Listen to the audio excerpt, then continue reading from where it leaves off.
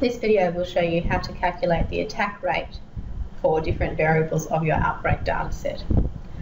So I want to calculate the attack rates for the yard or stable where the horses were kept overnight.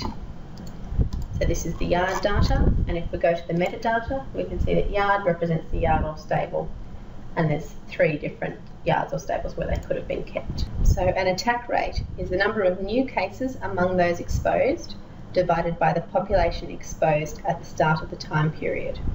So for this case, that's going to be the number of horses in that particular yard that became infected and the number of horses in that particular yard at the start of the time period.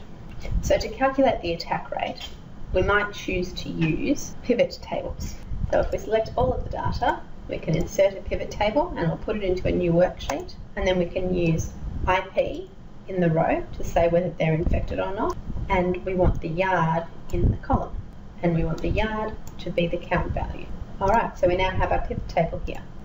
In total there were 59 properties, and what I'm going to do is just to turn some borders on for these cells so that we can see exactly where this data is. Sometimes I find the pivot tables as they're automatically formatted a little bit hard to read.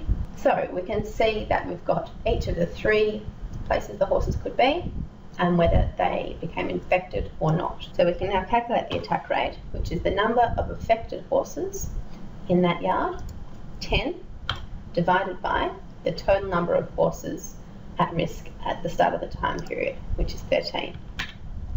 For PC, it's the total number of animals infected, which is 4 in that yard, divided by the total number of animals in that yard at the start of the time period, 19.